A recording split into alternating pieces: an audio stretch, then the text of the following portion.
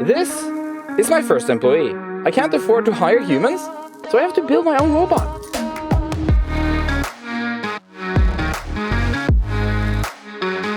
I'm trying to survive by selling my own electronics out of my garage. Factory. Like this USB-C circuit board for the PlayStation controller. Before I show you how the robot works, let me show you how I make electronics today. All my boards start their life on my computer. They are made in an open source program called KiCad. I then send the digital version of the circuit boards to a factory, and the factory will send the atom-based versions of the circuit boards to my garage. I have handmade all my electronics so far. This is how it's done. An empty circuit board needs electrical components in order to call itself electronics. These components need to be attached to the circuit board. This is done by applying a metal cream called solder paste through a stencil. You place the components on top of the solder paste and then you bake everything inside an oven. The solder paste melts and turns into a liquid. Then it cools down and turns into a solid. This will make the components stick to the board while also acting as a wire for moving electrons. This process is what turns an empty circuit board into electronics. Now, why would I need this robot? Actually, I don't think anyone has ever asked that question. Why won't everyone just want more robots? Let me rephrase. How is this robot gonna help me? By using my almost uncontrollable human hands to apply solder paste, I apply too much inconsistency to the process. And this is the #1 reason why half of my boards never work.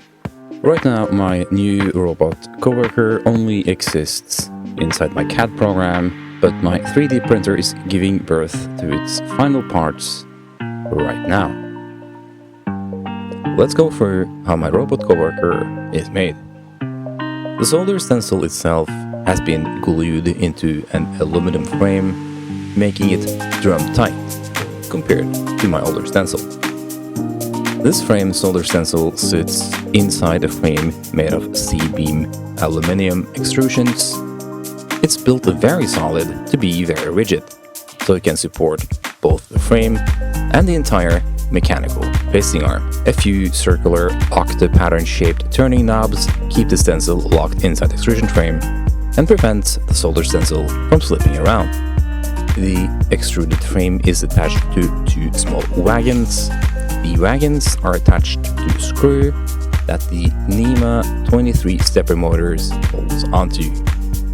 When the motor turns, it will lower the solder stencil down onto the circuit board. The circuit board is sitting on its own bed on the bottom frame and it's secured with friction only. When the stencil is aligned to the circuit board, we will apply solder paste and activate the pasting arm that holds the squeegee. The squeegee will push the paste sideways until it completely fills and covers the holes in the stencil. The process is now almost complete and we only have to gently lift the stencil away from the circuit board, leaving solder paste on the pads only. Now I have almost all the parts ready to go on the assembly table. I have screws, nuts, extrusions, lead screws, a normal Meanwhile power supply, and my custom build, top secret, RP2040 Pico carrier boards for TMC 5160 motion controllers. I have a wide range of motors available, and it's about time we put this all together. Now there is one final test that needs to be done. We need to figure out how powerful does the motor that pushes the squeegee down need to be.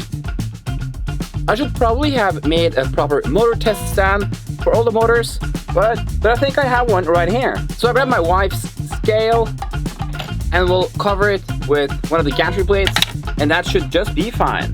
And then we'll just crash the 3D printer into the weight, record it, and see how much force it can apply. It's probably not going to be that much because it's only NEMA 17 motors. I'm not sure if this is a good idea because this is the only 3D printer I have at the moment, and we need to print some more parts. Now we're just going to crash the nozzle into the scale and we'll probably get a perfect reading. Here it goes.